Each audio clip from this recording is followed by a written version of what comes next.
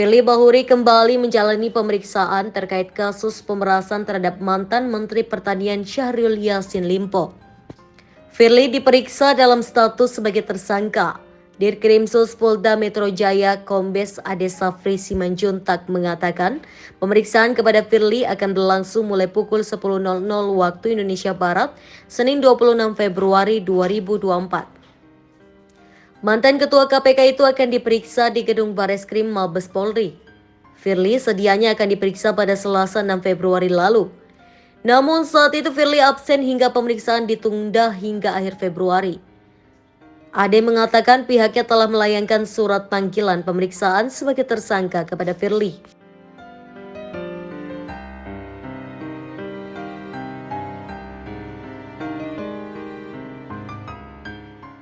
Pemeriksaan ini merupakan kali kelima Firly diperiksa sebagai tersangka. Secara keseluruhan, Firly telah menjalani 6 pemeriksaan di mana 2 saat masih berstatus sebagai saksi dan 4 ketika sudah menjadi tersangka.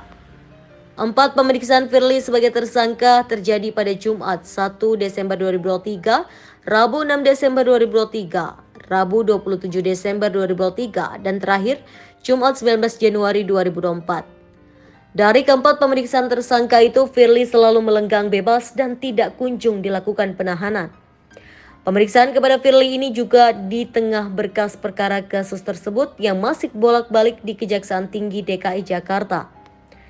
Berkas perkara Firly pertama kali dilimpahkan ke jaksa pada Jumat 15 Desember 2023. Berkas itu lalu dikembalikan jaksa kepada penyidik pada Jumat 29 Desember 2023. Selain itu, polisi kembali melakukan pemeriksaan terhadap para pihak terlibat dalam rangka melengkapi berkas perkara tersebut. Berkas perkara tersebut kembali diserahkan ke Kejati DKI Jakarta pada Rabu 24 Januari lalu. Namun, karena masih belum lengkap, berkas tersebut dikembalikan lagi ke polisi pada Jumat 2 Februari.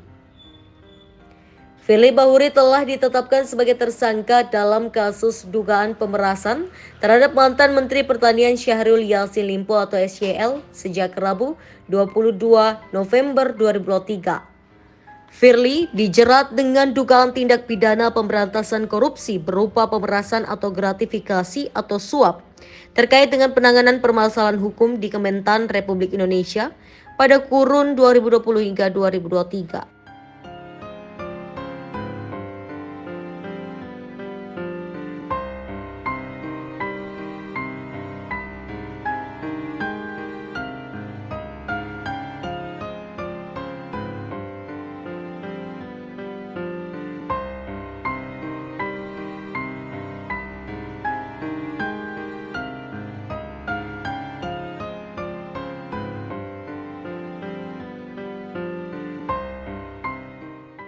Dengan permintaan penyidik ya.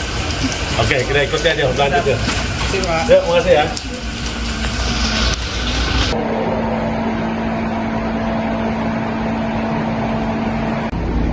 Iya Pak, izin Pak ya.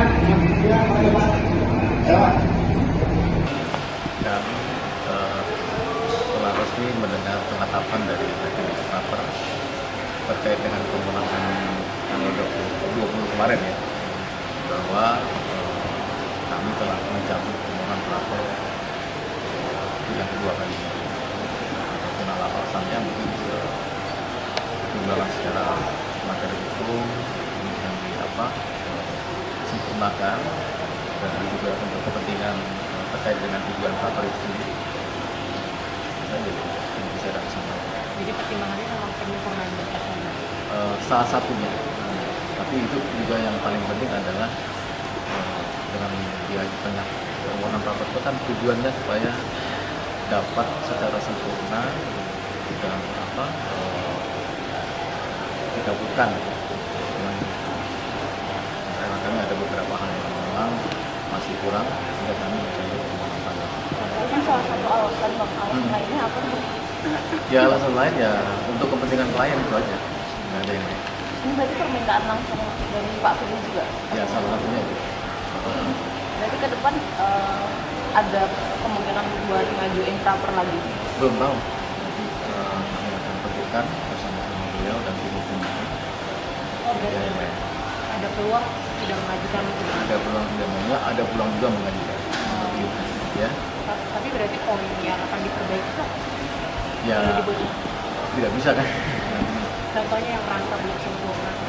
Ya ada beberapa lah materi nanti bisa disampaikan pada saat kalau seandainya kan kita membantu.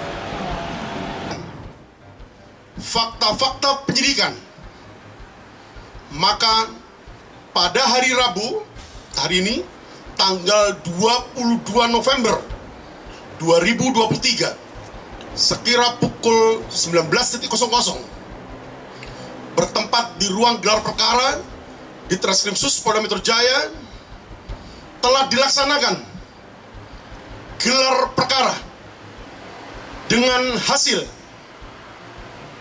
ditemukannya bukti yang cukup untuk menetapkan saudara FB selaku Ketua KPK RI sebagai tersangka dalam perkara dugaan tindak pidana korupsi berupa pemerasan atau penerimaan gratifikasi atau penerimaan hadiah atau janji oleh pegawai negeri atau penyelenggara negara yang berhubungan dengan jabatannya terkait penanganan permasalahan hukum di Kementerian Pertanian Republik Indonesia pada kurun waktu tahun 2020 sampai dengan tahun 2023.